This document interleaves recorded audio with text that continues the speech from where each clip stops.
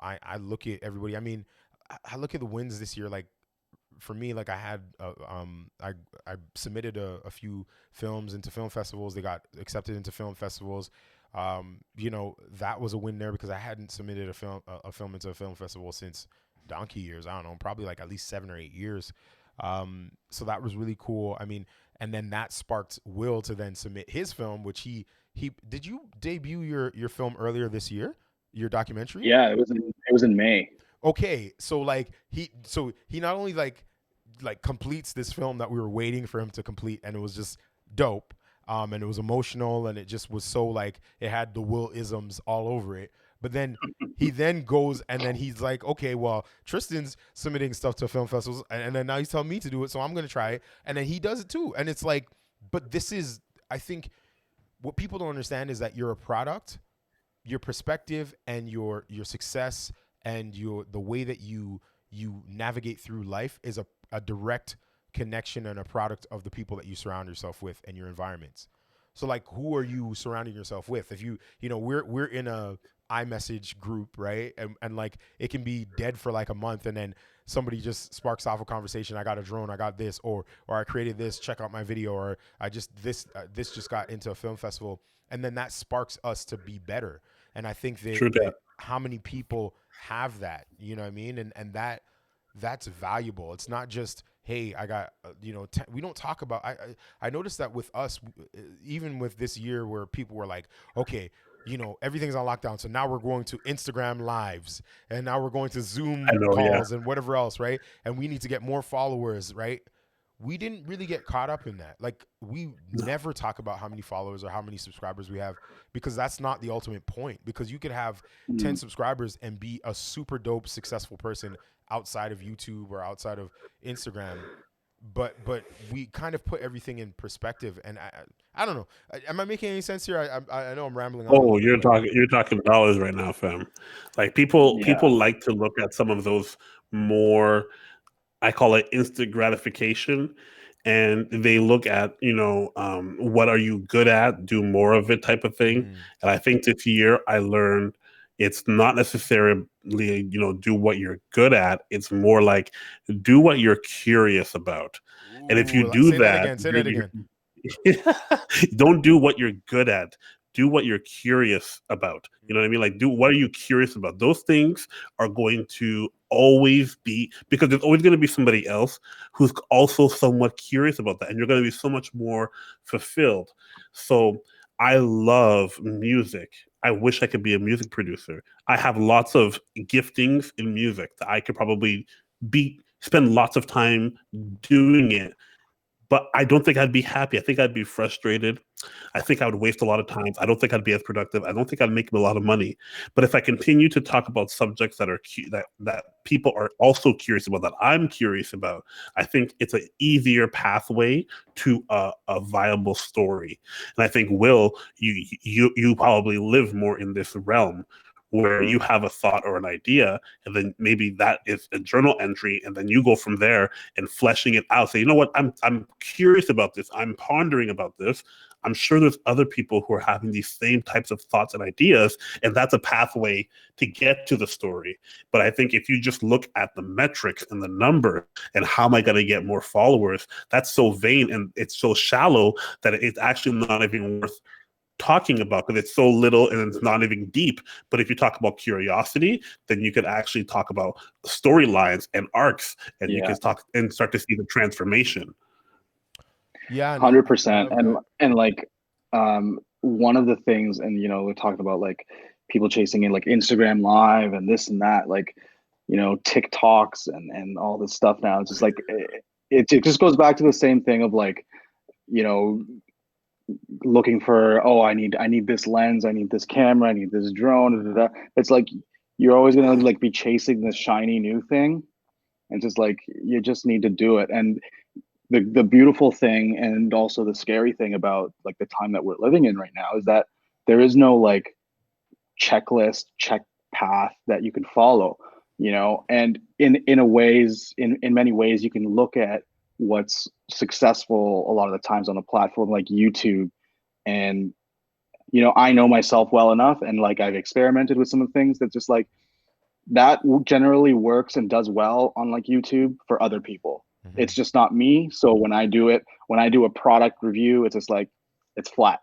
Like I don't care enough.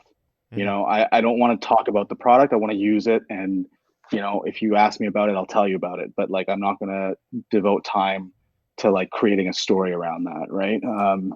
Yeah, I And it's find just that like too. No, go ahead. Sorry, finish your thought. yeah, it's just like finding your voice and then like finding who you are. So it's like I don't see a template or um a an example of the type of work that's in my head and the type of work that I'm trying to produce on YouTube. Mm-hmm. I don't see it, and that's sort of kind of hard at the same time because it's like okay, maybe people look at my stuff and don't really understand what I'm trying to do or don't really get, you know, it's kind of all over the place sometimes, but it's just like, you know what, like I'm not gonna try and fall into doing the things that that a lot of other people are doing in the same way. So I I, just have to try to stay Unfulfilling, true man. to like my voice. Yeah, I'll tell you. yeah, I'll tell you exactly. this. It's unfulfilling. I'll tell you this story. I'm gonna tell you a story, guys. A story time. Story time. Hold on.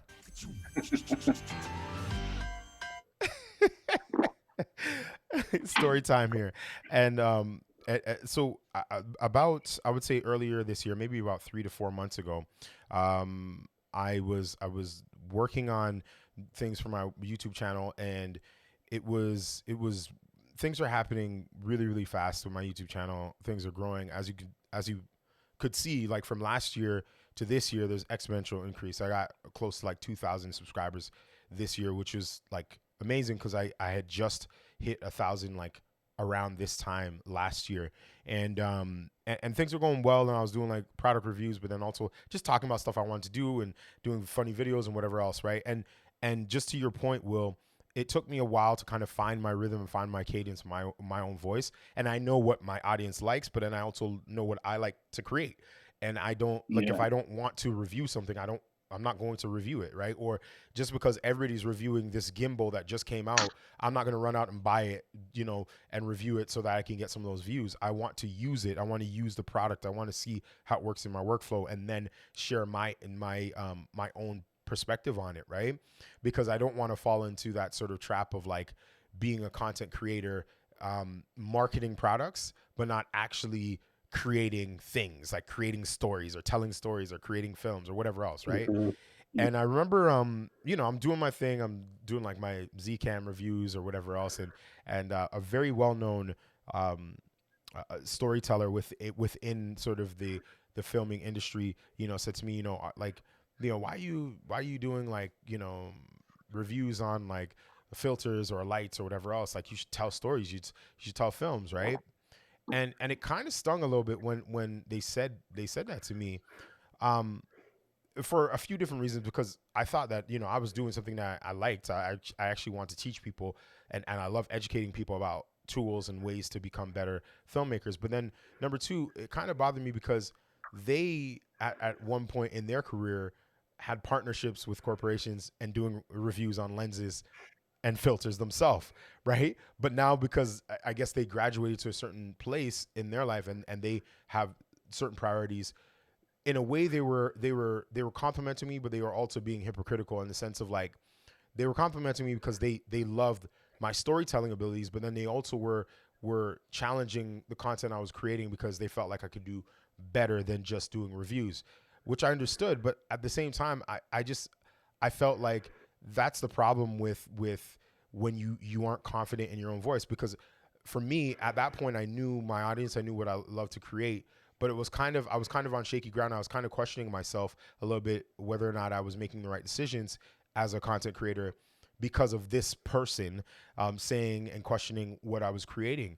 And there's so many people that are like waiting for other people to affirm them and affirm their ideas and affirm who they are as creatives. And I think the problem with that is that it becomes stifling because then you're waiting for the green light, or you're waiting for the thumbs up from the person you look up to, or to from others or your audience, in order to create the things that you love, instead of just being passionate and going forth and doing what you do.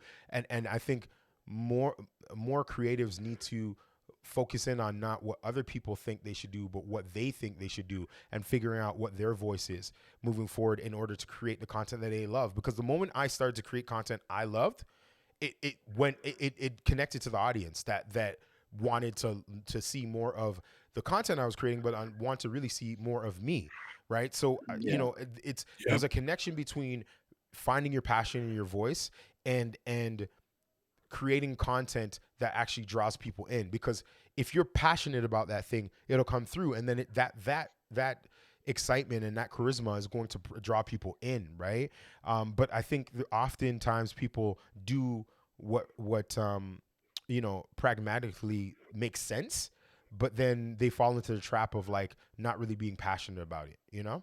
Yeah, because you get stuck there. Like everyone says, like you gotta pick a niche and stay focused in that niche, and just keep doing that and start owning like the keywords in that niche, whether that's cooking or tech reviews or camera gear and things like that.